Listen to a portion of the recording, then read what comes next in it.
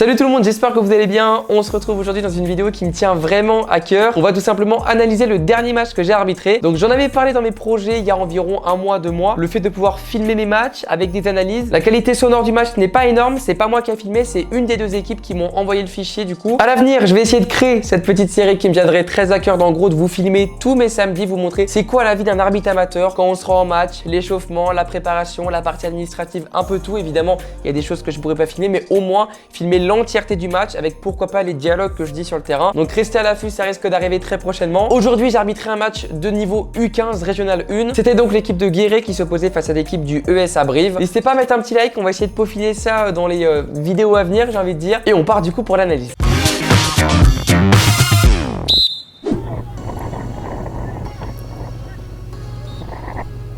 Ouais, là je reviens, ouais, j'aurais pu laisser l'avantage mais il a perdu le ballon, il lui attrape le bras, il fait obstruction.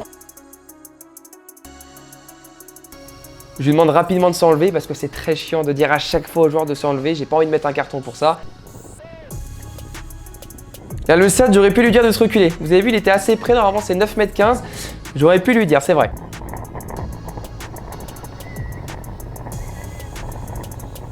Donc là les deux joueurs se font mal, je décide pas de siffler faute, je crois que je fais une balle à terre donc j'arrête le jeu. Parce que je vois qu'il y a eu un petit contact et je vais la redonner au bleu. Je vais la redonner au bleu parce qu'ils étaient en possession du ballon. Voilà, donc c'est ça, je leur donne au bleu et ça joue direct. C'est pas facile hein, sur ce genre de contact quand tu vois deux joueurs qui se rentrent dedans. Parfois on sait jamais qui est le fautif entre parenthèses, donc là la balle à terre elle me semblait à peu près juste. Et là il est pas hors jeu, non il est pas hors jeu. Et là c'est limite avec les bras. Avec les bras c'est limite, mais bon, il va bien réussir à la mettre en corner parce que sur des situations comme ça, on n'a pas envie que le défenseur fausse le joueur parce que bon, il y a une décision importante à prendre après, mais voilà, là il va la mettre en corner, il n'y a pas trop de soucis pour moi. Donc là le corner va être joué, je me pose toujours ici pour à la fois voir le peloton et l'assistant en haut à droite s'il y a un problème. Et là il n'y a rien qui se passe, voilà, le ballon fuse un peu et je crois qu'il va avoir une frappe à la fin. Non, c'est un dégagement, ok.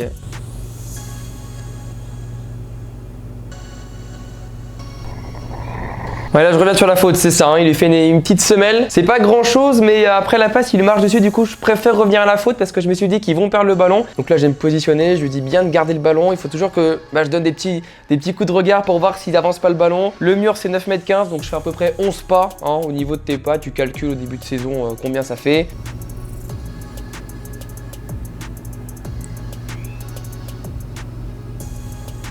Ok, là il va vouloir avoir un penalty, je lui dis de se relever. Il va rester un peu au sol, mais bon, vraiment pour moi, il lui fonce dedans. Donc il y avait absolument rien. Il va rester un peu au sol. Hein. Il va rester un peu au sol et il va commencer à se relever à ce moment-là.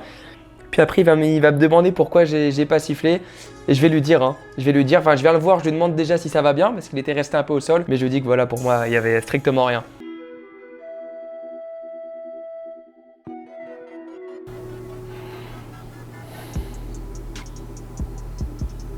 Là j'ai hésité, vous avez vu j'ai mis le sifflet à la bouche, je pense qu'il y a une petite poussette. J'ai pas eu de contestation en tout cas des joueurs, mais j'ai hésité à siffler sur la touche.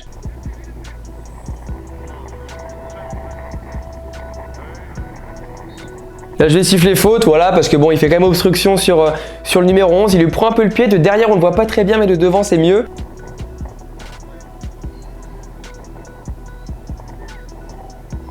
Voilà il se retourne bien et là c'est limite avec les bras. Ça va un peu les deux côtés, du coup je décide de pas siffler, mais bon, c'est vrai que le jeu avec les bras, moi j'aime pas trop, mais ça fait partie, c'est un sport de contact, évidemment faut pas retenir son adversaire avec le bras, mais parfois c'est un peu limite. Mais comme je vous disais tout à l'heure, on le voit pas vraiment le bras, hein, vu que la caméra est un peu derrière, faut vraiment être de mon côté pour vraiment voir les deux joueurs qui se battent avec leurs bras durant la course. Je siffle une main là, c'est vrai que les mains c'est toujours un peu compliqué à juger, j'ai l'impression que ça touche une partie de son corps et après ça va sur la main, donc pour moi, sur le coup après j'y repense, j'avais peut-être pas 100% main, en tout cas pour moi le bras était pas forcément on va dire, dans une position naturelle.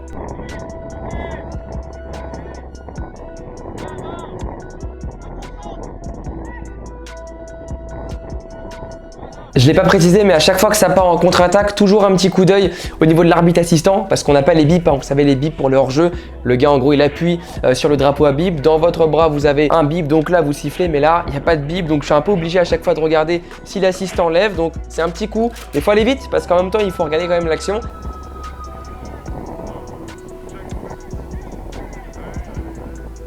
Je siffle la main là-dessus parce que pour moi la main coupe totalement la trajectoire du ballon.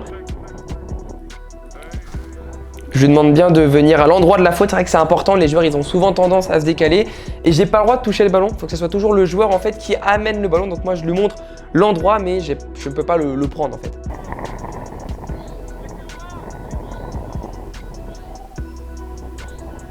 Voilà, je siffle rien, pour moi c'est 2 contacts en l'air. C'est vrai que c'est un peu compliqué toujours les contacts en l'air, hein. Qui va en premier? Est-ce qu'il y en a qui saute plus haut que l'autre, ce qui fait que ça le fait tomber? Mais bon là pour moi, ça me paraissait clair.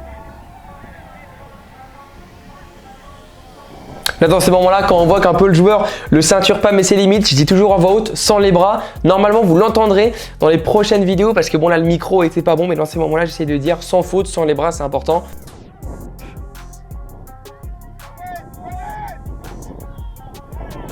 Voilà, il va le tacler, là je vais siffler, c'est ça. Il s'énerve un peu le joueur après.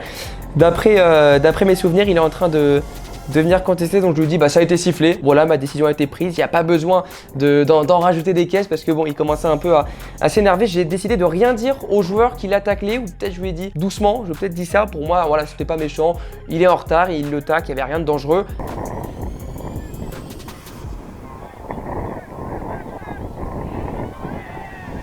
Voilà, pour moi c'est dans le jeu là. Je vais pas siffler, il va se faire mal et je crois qu'il va avoir en fait il a pris un coup dans la côte à ce moment-là, donc je vais aller le voir après.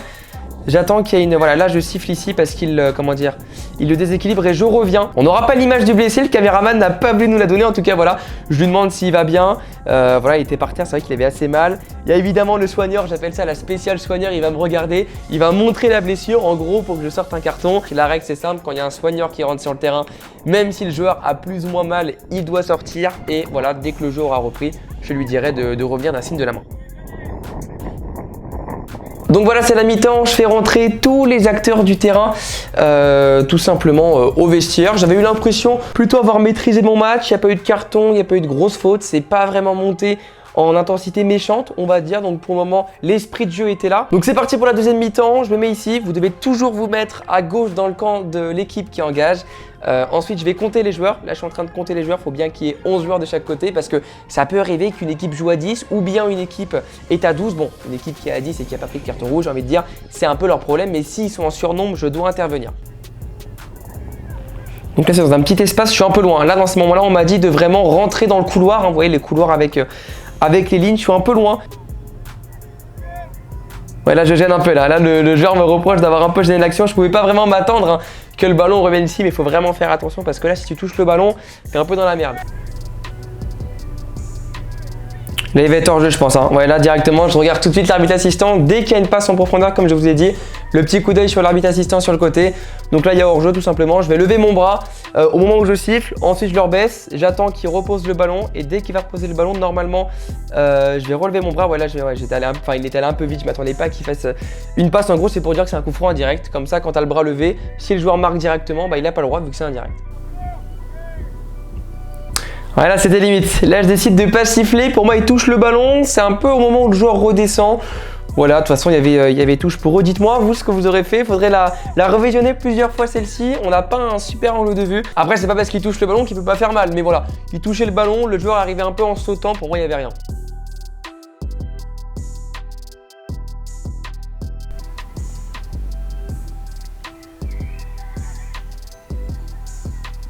Voilà, je vais siffler la main. Bon, c'est peut-être pas une main que j'aurais sifflé, on va dire, au milieu du terrain, mais un attaquant ne peut jamais marquer un but après avoir fait une main, même si la main est involontaire. C'est dans le règlement, c'est un peu injuste, mais tu peux pas prendre le risque que l'attaquant, on va dire, l'emmène de sa main et marque un but derrière.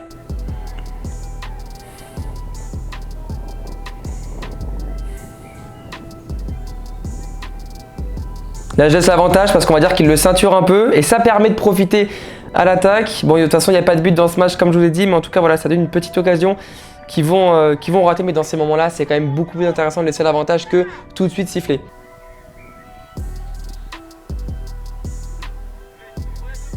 Là, on me dit qu'elle n'est pas rentrée, mais elle est rentrée. Hein. C'est compliqué à voir de mon côté. Donc là, évidemment, je fais confiance à mon arbitre de touche. Mais là, avec cette vue-là de la caméra, on voit que la touche est rentrée.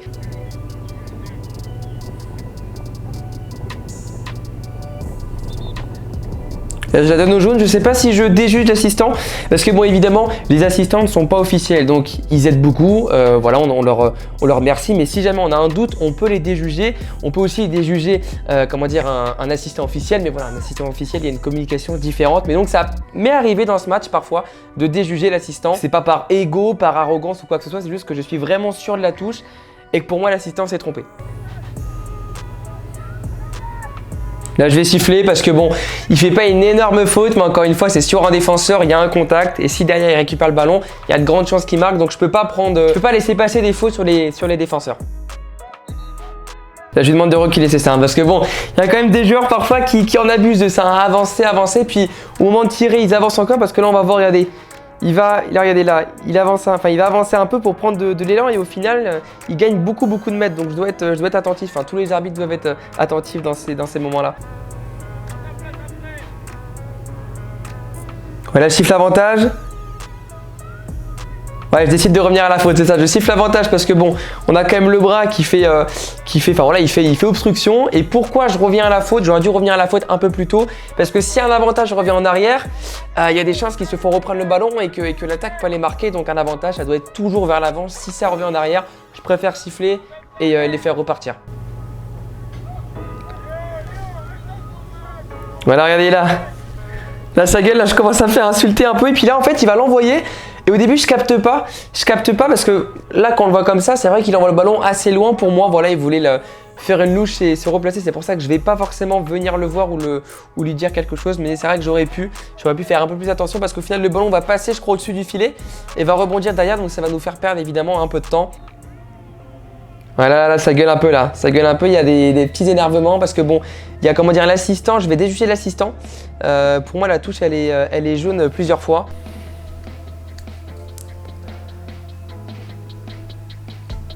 Voilà, on le voit pas, mais il y a un petit coup de genou. Il y a un petit coup de genou dans le coude. Alors, je sais pas si c'est intentionnel. Quand j'ai l'impression de regarder la vidéo, on sent qu'il y a peut-être une envie. Parce que si c'est intentionnel, un coup de genou au niveau du dos, c'est un carton jaune. Hein. Mais voilà, pour moi, c'était, on va dire, dans le jeu. Il a voulu sauter. Il s'est aidé de ses genoux pour se propulser. Donc voilà, le joueur, il va rester un peu à terre. Je vais quand même aller voir si tout se passe bien. Mais on arrivait à la fin du match. Il n'y avait pas eu de comportement, de faute méchante depuis le début. Donc mettre un carton à ce moment-là, c'était peut-être un peu en trop. Mais je ne l'ai pas fait de toute façon.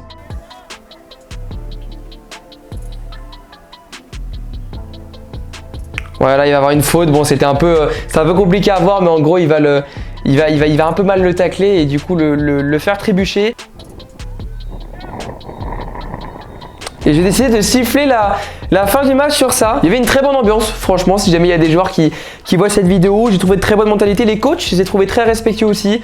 Voilà, c'était un match qui a fait quand même armes égales, hein, ça s'est fini sur 1-0-0. Je l'ai sifflé un peu vite la fin du match, c'est vrai qu'on a l'impression que j'étais complètement essoufflé, que j'en pouvais plus. On arrive donc à la fin de cette vidéo, je suis très content de vous proposer ce type de vidéo. Je vais donc essayer à l'avenir de filmer les matchs, ça sera un peu plus en détail, voilà, pourquoi pas mettre le micro pour que vous entendez ce que je dis sur le terrain. Si vous avez des choses à améliorer pour ce format, n'hésitez pas à me le dire en commentaire. Là, c'était un peu à l'improviste, hein. Il y a quelqu'un qui a filmé, qui a bien voulu m'envoyer le reg, donc on a pu travailler là-dessus, mais la prochaine fois, on essaiera de faire quelque chose de mieux. Sur ce, je vous dis à la prochaine, on se retrouve très prochainement pour d'autres vidéos d'arbitrage. C'était RG, ciao tout le monde.